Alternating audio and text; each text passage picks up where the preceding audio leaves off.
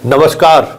संतोष की रिपोर्ट में आप सबों का स्वागत है। और आज हम संतोष की रिपोर्ट में बात उस रिपोर्ट की करने जा रहे हैं जिस रिपोर्ट की चर्चा अंतर्राष्ट्रीय फलक पर हो रही है और मसला बिहार से जुड़ा हुआ है। दशकों बाद ऐसा होगा कि बिहार के किसी मुद्दे पर अंतर्राष्ट्रीय फलक पर बहस हो रही है। अंतर्राष्ट्रीय चैनल उस खबर को प्रमुखता से दिखा रही है। अंतर्राष्ट्रीय चैनल में इस खबर को लेकर डिबेट हो रहा है। जान से मारने की धमकी तक दी जा रही है। राष्ट्रीय स्तर के भी कई चैनल इस खबर को लेकर लगातार डिबेट चला रहे हैं। ट्वीट भी हो रहा है। मीडिया अपने तरीके से खबरें भी बना रही है। फिर भी हम लोगों के शब्दों में मामला लहक नहीं रहा है, मतलब जोर नहीं पकड़ पा रहा।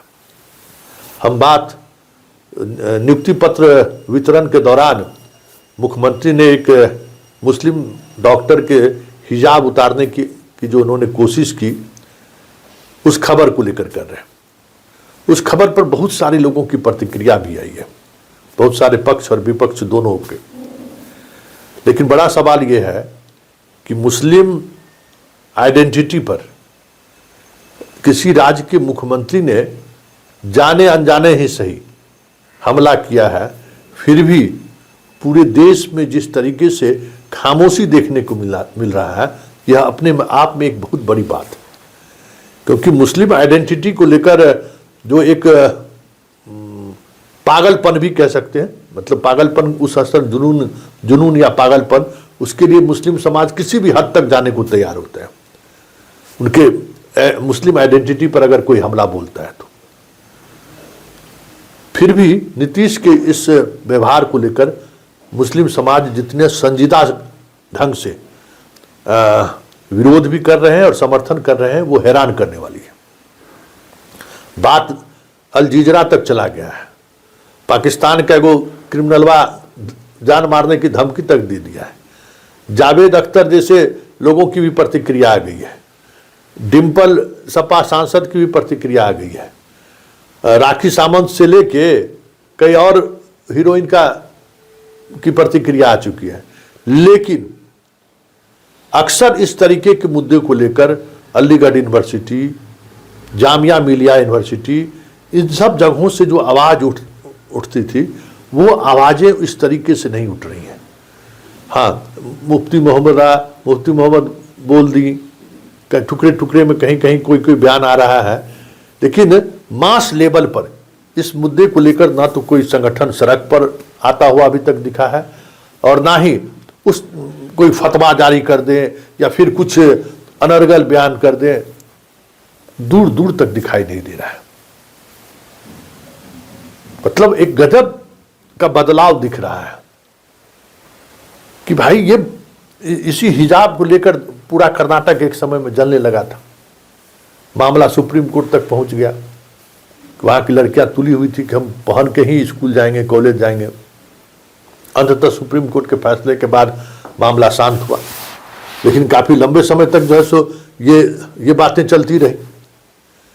तो इस तरीके की बातें जो देखने को मिल रहा है, वो नीतीश के मसले पर, नीतीश के मुद्दों पर, वो एक होता नहीं, ये आक्रोश या फिर भड़काऊ बयान दूर दूर तक दिखाई नहीं दे रहा है।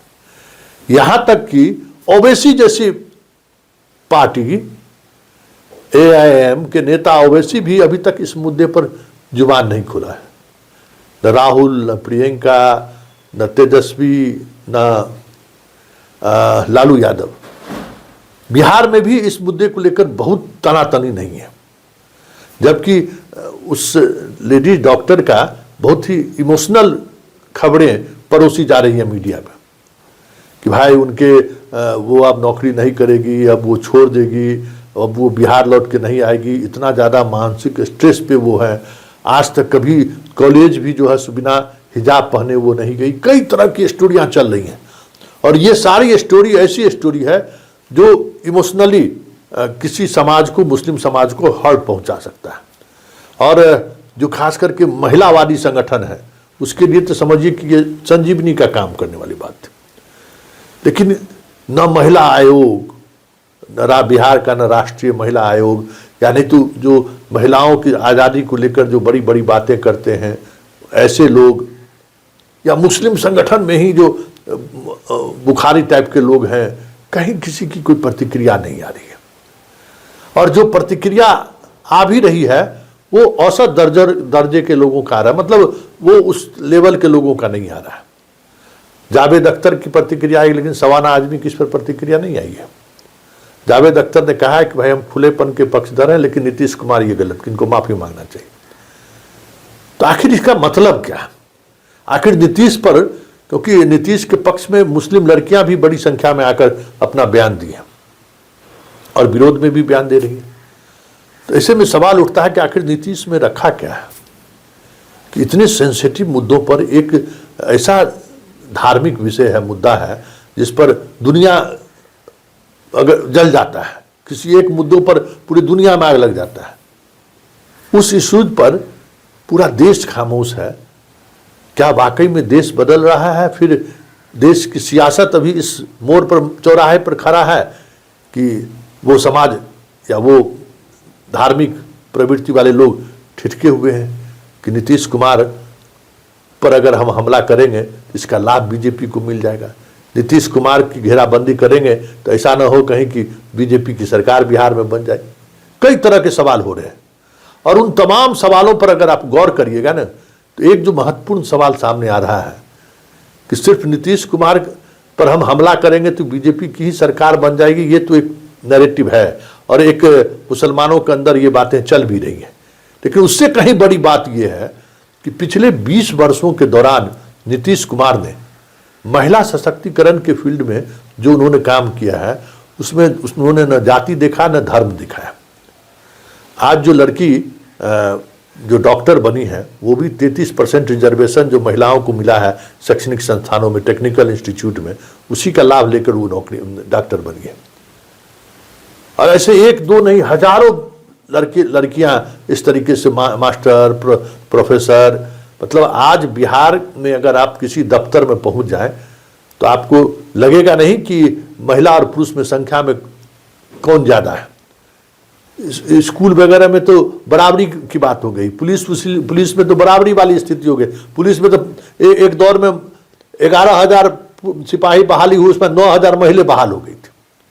तो ये सारी चीजें ऐसी हैं जिनके सहारे नीतीश कुमार की महिलाओं के बीच इस तरीके की छवि है, इतनी प्रोग्रेसिव छवि है कि चाहकर भी मुस्लिम धर्मगुरु हो या मुस्लिम आइडियोलॉग हो, बुद्धिजीवी हो, जो इस तरीके के मुद्दों को लेकर अक्सर आक्रामक हो जाते हैं।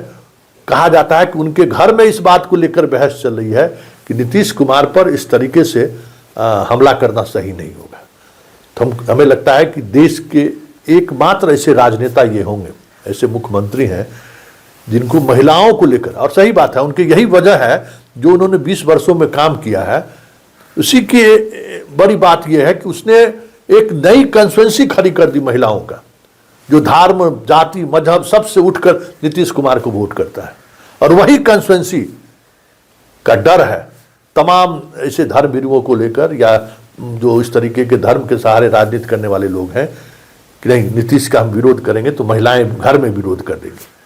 तो ये जो एक काम के सहारे महिलाओं के बीच, महिलाओं के सशक्तिकरण को लेकर जो नीतीश कुमार का काम रहा है, वो काम कहीं न कहीं इतने बड़े धार्मिक मसले पर भी आज पूरा देश अगर खामोश है, तो इसकी एक बड़ी वजह यही है।